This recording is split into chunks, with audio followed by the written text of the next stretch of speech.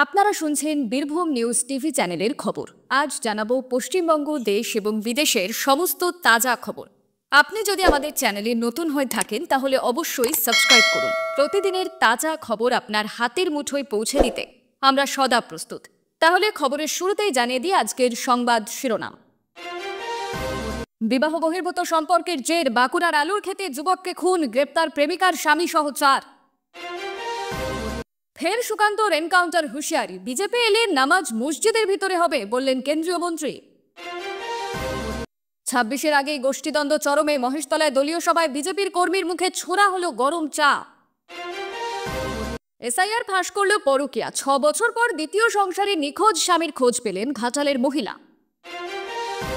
SIR এর খসড়া তালিকা প্রকাশিত হলে অশান্তির আশঙ্কা আগেভাগেই সতর্কতামূলক পদক্ষেপ পুলিশের। বঙ্গের ওয়াকফ সম্পত্তির বিবরণ দেওয়া শুরু কেন্দ্রীয় পোর্টালে, সিদ্দিকুল্লাহ চান মমতার হস্তক্ষেপ, কেন নির্দেশিকা দিল নবান্ন। রাজস্থানের সেক্সটেশন চক্রের ভিডিও কল বর্ধমানের বিধায়ককে, যা হলো তারপর। বিএলওদের নিরাপত্তা সুনিশ্চিত করুন, ডিজি রাজীব কুমারকে চিঠি নির্বাচন কমিশনের। হাওড়া শাখায় ফের বাতিল একাধিক লোকাল, রবিবারেও ভোগান্তির আশঙ্কা। শতাব্দীকে কে তুলে আনছে, দিদি না অভিষেক? শুক্রবারের পারফরমেন্স কেমন লাগলো কালীঘাটের? বামেদের মিছিলে সামিল তৃণমূলের কর্মী বলছেন, আমাদের পক্ষে যে কথা বলবে তার পাশেই থাকব। শীত বাড়বে, ডিসেম্বরের শুরুতেই দার্জিলিংয়ে 6 ডিগ্রি, সমতলের সবথেকে ঠান্ডা কোথায়?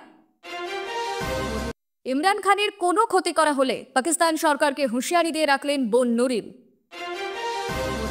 সীমান্তে পড়ছে 30,000 টন পেঁয়াজ, ইউনূস সরকারের সিদ্ধান্তে ভারত বিদ্বেষের অভিযোগ। কেউ কুড়োতেন কাগজ, কেউ সাফাই কর্মী। এসআইআর শুরু হতে ভ্যানিশ প্রায় 100 পরিবার, গোটা গ্রামের সবাই।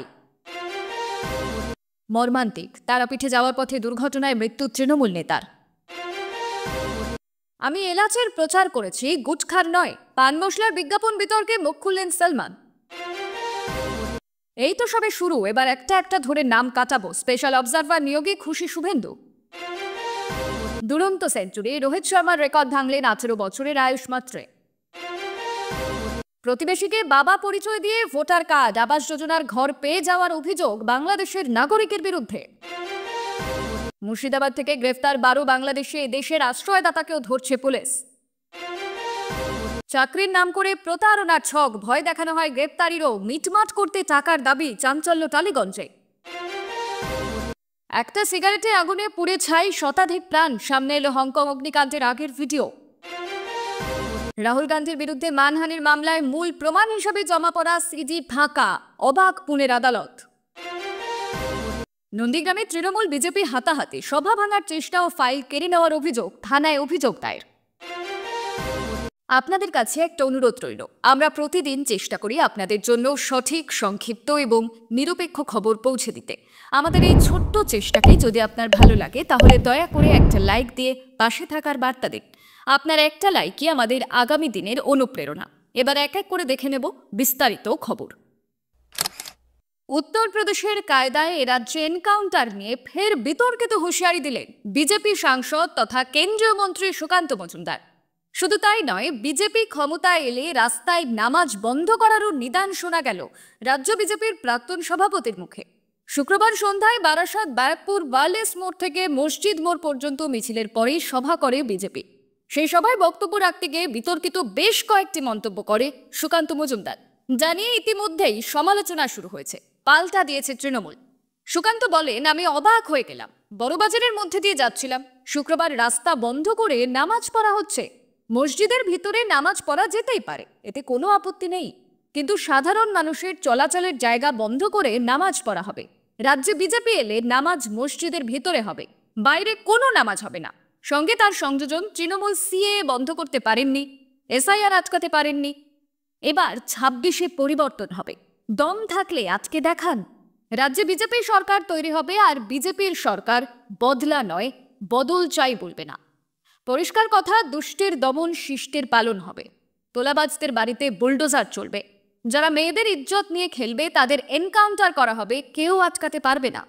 কেন্দ্রীয় মন্ত্রী তথা বিজেপি সাংসদের এহেন মন্তব্য নিয়ে পাল্টা সরব হয়েছে শাসক দল। ব্যারাকপুরের তৃণমূল সাংসদ পার্থ ভৌমিকের প্রতিক্রিয়া, আসলে সুকান্ত মজুমদারের মাথায় নেই যে এটা উত্তরপ্রদেশ নয়, বাংলা। এই ধরনের রাজনীতি বাংলার মানুষ পছন্দ করে না, সেটা সম্পর্কেও নেই ওয়াকিবহল নন। তাই ওনার যে মানসিকতা, তাতে উত্তরপ্রদেশেই থাকা উচিত, বাংলায় নয়। এবার নজর দেওয়া যাক এমন এক গুরুত্বপূর্ণ খবরে, যা আজ সারা দিন ধরে দেশ থেকে রাজ্যের রাজনীতিতে চর্চার কেন্দ্রে রয়েছে। ২৬-এর বিধানসভা নির্বাচনের আগে ফের বিজেপির গোষ্ঠীদ্বন্দ্ব প্রকাশ্যে। সাংগঠনিক জেলার দলীয় সভার মধ্যেই চলল তুমুল বিবাদ, ধাক্কাধাক্কি। এক বিজেপি কর্মীর মুখে গরম চা ছোড়ার অভিযোগ উঠল। দক্ষিণ ২৪ পরগনার মহেশতলায় এই ঘটনায় তুমুল রাজনৈতিক চর্চা শুরু হয়েছে। আক্রান্ত বিজেপি কর্মী থানায় লিখিত অভিযোগ দায়ের করেছেন। ডায়মন্ড হারবারে সরিষার পর ফের বিজেপির গোষ্ঠীদ্বন্দ্ব প্রকাশ্যে এলো মহেশতলায়। বিজেপির ডায়মন্ড হারবার সাংগঠনিক জেলার সভার মধ্যেই দলীয় কোন্দল প্রকাশ্যে এলো। তুমুল বাগবিতণ্ডা এবং ধাক্কাধাক্কি চলল বিজেপির নেতা ও কর্মীদের মধ্যে। শুক্রবার রাতে বিজেপির ডায়মন্ড হারবার সাংগঠনিক জেলার মহেশতলার ৬ নম্বর মণ্ডলের একটি বৈঠক চলছিল মহেশতলার নুঙ্গি স্টেশন সংলগ্ন বিজেপির দলীয় কার্যালয়ে। অভিযোগ, সবার মধ্যে প্রাক্তন জেলা সভাপতি অভিজিৎ সর্দারের সঙ্গে বেশ কিছু বিজেপি কর্মীর তর্ক বিতর্ক হয়। কিছু সময়ের পরে সে তর্ক বিতর্ক থেমেও যায়, তবে পার্টি অফিস থেকে বাইরে বেরিয়ে যান বিজেপির প্রাক্তন জেলা সভাপতি অভিজিৎ সর্দার। অভিযোগ, তারপরে বিজেপির প্রাক্তন বস্তি উন্নয়ন সেলের কনভেনার সঞ্জীব সেনকে লক্ষ্য করে গরম চা ছুড়ে দেন বিজেপির আরেক প্রাক্তন জেলা সভাপতি। আক্রান্ত বিজেপি কর্মী সঞ্জীব সেনের অভিযোগ, সেই গরম চা তার ডান চোখে পড়ে। গরম চা পড়ার কারণে চোখ জ্বালা এবং যন্ত্রণা অনুভব করেন। চোখে দেখতেও তার সমস্যা হচ্ছিল। ঘটনায় তুমুল উত্তেজনা ছড়ায় বিজেপির কর্মীদের মধ্যে। ঘটনার খবর পেয়ে দ্রুত মহেশতলা থানার পুলিশ ঘটনাস্থলে পৌঁছয়, উত্তপ্ত পরিস্থিতি নিয়ন্ত্রণে আনে। আক্রান্ত বিজেপি কর্মী সঞ্জীব সেন মহেশতলা থানায় লিখিত অভিযোগ দায়ের করেন। থানা থেকে তাকে চিকিৎসার জন্য বেহালার বিদ্যাসাগর হাসপাতালে পাঠানো হয়। সেখানেই তার প্রাথমিক চিকিৎসা হয়েছে বলে খবর। পুলিশ ইতিমধ্যেই গোটা ঘটনা খতিয়ে দেখার কাজ শুরু করেছে। এই ঘটনায় প্রাক্তন জেলা সভাপতি অভিজিৎ সর্দার এবং বর্তমান জেলা সভাপতি সোমা ঘোষকে ফোন করা হয়, যদিও তারা কেউই ওই ফোন ধরেননি। ৬ বছর ধরে বেপাত্তা স্বামী, তার জন্য ঘাটালের বাড়িতে অপেক্ষায় ছিলেন স্ত্রী সন্তানেরা। এসআইআর হদিশ দিল যুবকের। তবে শুধু যুবকের খোঁজ মিলছে তা নয়, প্রকাশ্যে তার দ্বিতীয় সংসারও। বিষয়টা জানাজানি হতেই অদ্ভুত আবদার বেপাত্তা যুবকের। একই সঙ্গে 2 স্ত্রীর সঙ্গেই সংসার করতে চান তিনি। জানা গিয়েছে ওই যুবকের নাম কার্তিক মাইতি। পশ্চিম মেদিনীপুরে ঘাটালের কিশোর চকের বাসিন্দা তিনি। স্ত্রী মৌসুমী এবং 2 সন্তানকে হায়দ্রাবাদে থাকতেন তিনি। সুখে কাটছিল জীবন। বছর 7 আগে স্ত্রী এবং সন্তানদের ঘাটালের বাড়িতে রেখে যান কার্তিক। প্রথম দিকে সমস্যা ছিল না, তবে বছর 6 আগে আচমকাই পরিবারের সঙ্গে যোগাযোগ পুরোপুরি বন্ধ করে দেন কার্তিক। বিভিন্নভাবে যোগাযোগের চেষ্টা করেও কোনো লাভ হয়নি। তারপর পেরিয়ে গিয়েছে এতগুলো বছর, তবে কার্তিকের অপেক্ষায় ছিলেন তার স্ত্রী। সম্প্রতি রাজ্যে শুরু হয়েছে এসআইআর। সে এসআইআর এর ফর্ম পূরণ করতে গিয়ে বধূ জানতে পারেন সোনারপুর থেকে ফর্ম পূরণ করেছেন কার্তিক। কার্তিকের হদিশ পেতে সোনারপুরে হাজির হয় মাইতি পরিবার। সেখানে গিয়ে তো চক্ষু চড়ক গাছ। দেখেন বিয়ে করে ফের সংসার পেতেছেন কার্তিক, রয়েছে সন্তানও। সব মিলিয়ে এক হুলুস্থুল পরিস্থিতি। অবশেষে দ্বিতীয় স্ত্রী এবং সন্তানকে সঙ্গে নিয়ে গ্রামের বাড়িতে ফিরেছেন কার্তিক। তার ইচ্ছে 2 স্ত্রীকে নিয়ে একসঙ্গে সংসার করবেন, যদিও তা মানতে নারাজ প্রথম স্ত্রী মৌসুমী। কিন্তু কেন এমন কাণ্ড ঘটালেন কার্তিক? তিনি নিজেই বলেন, বিবাহিত হয়েও নতুন করে প্রেমে পড়ি, পরকীয়ায় জড়িয়ে বিয়েও করেনি, কিন্তু লোকলজ্জার ভয়ে কারো সঙ্গে যোগাযোগ করিনি। এসআইআর এর খসড়া তালিকা প্রকাশ হওয়ার পরে আইন এবং শৃঙ্খলার অবনতি যেন না হয়, তা নিয়ে আগে ভাগেই সতর্ক হচ্ছে পুলিশ। এই ব্যাপারে কলকাতার ক্ষেত্রে লালবাজারের তরফে এবং জেলার ক্ষেত্রে সদর দপ্তর থেকে সংশ্লিষ্ট থানাগুলিকে সতর্ক করা হচ্ছে বলে খবর। সূত্রের খবর, প্রতিটি থানাকে বলা হয়েছে তারা যেন এসআইআর সম্পর্কে সতর্ক থাকে। কারণ 9 ডিসেম্বর এসআইআর এর খসড়া তালিকা প্রকাশ করার কথা কমিশনের। পুলিশের মতে খসড়া তালিকায় কিছু ভোটারের নাম বাদ পড়তেও পারে। আবেদন করার সত্ত্বেও কারো নাম বাদ পড়লে ক্ষোভ সৃষ্টির আশঙ্কা থাকছে। ফলে আইন শৃঙ্খলার পরিস্থিতির অবনতি হতে পারে বলে ধারণা পুলিশ কর্তাদের। সে কারণে প্রত্যেকটি থানাকে তৈরি থাকার নির্দেশ দেওয়া হয়েছে। সম্প্রতি একটি বৈঠক লালবাজারের কর্তারা প্রত্যেকটি থানার ওসিকে নির্দেশ দিয়েছেন যেন এসআইআর সংক্রান্ত ব্যাপারে তারা সতর্ক থাকেন। পুলিশ সূত্র জানিয়েছে, কলকাতা এবং জেলাগুলির গোয়েন্দা দপ্তরকে বলা হয়েছে আধিকারিকরা যেন ডিসেম্বরের প্রথম সপ্তাহ থেকে খোঁজ খবর নেন কোথায় কোথায় ক্ষোভ সৃষ্টি হওয়ার সম্ভাবনা থাকছে। সেই মতন আইন শৃঙ্খলার পরিস্থিতি কতটা অবনতি হওয়ার সম্ভাবনা সেই সম্পর্কেও গোয়েন্দা দপ্তরকে রিপোর্ট দিতে বলা হয়। সেই অনুযায়ী পুলিশি ব্যবস্থা নেওয়া হবে। বিশেষ করে 9 ডিসেম্বরের পর থেকে যাতে মানুষের ক্ষোভের কারণে আইন শৃঙ্খলার পরিস্থিতির অবনতি না হয় সেদিকেও পুলিশকে গুরুত্ব দিতে বলা হয়েছে। পুলিশ কর্মী এবং আধিকারিকরা যাতে উত্তেজিত না হয়ে পুরো পরিস্থিতি সামলান সেই ব্যাপারেও নির্দেশ দেওয়া হয়েছে পুলিশ কর্তাদের। এই ব্যাপারে থানার ওসিরা যেন তার অধস্তন পুলিশ কর্মী এবং আধিকারিকদের পুরো বিষয়টি বুঝিয়ে দেন সেভাবেই নির্দেশ দেওয়া হয়। থানার আধিকারিকদের প্রত্যেকটি এলাকায় টহল বাড়াতে বলছেন পুলিশ কর্তারা। চলতি বছরের মাঝামাঝি সময় সংশোধিত ওয়াকফ আইন নিয়ে উত্তাল হয়ে উঠেছিল বাংলা। রাজ্যের বিভিন্ন প্রান্তে প্রতিবাদী পথে নেমেছিলেন সংখ্যালঘু সম্প্রদায়ের সদস্যরা। কোথাও কোথাও অশান্তির আগুনও ছড়িয়ে পড়ে। যদিও প্রথম থেকেই এই আইনের বিরোধিতা করেছে তৃণমূল, সংখ্যালঘুদের আশ্বস্ত করেছিলেন মুখ্যমন্ত্রী। কিন্তু চলতি সপ্তাহে কেন্দ্রের পক্ষ থেকে মাদ্রাসা শিক্ষা দপ্তর সব জেলা শাসক এবং সংখ্যালঘু বিধায়ককে ওয়াকফ সম্পত্তির বিবরণ জমা করার নির্দেশ পাঠানো হয়। বলা হয়েছে কেন্দ্রীয় সরকারের পোর্টাল উমিদে ওয়াকফ সম্পত্তির বিবরণ দিতে হবে।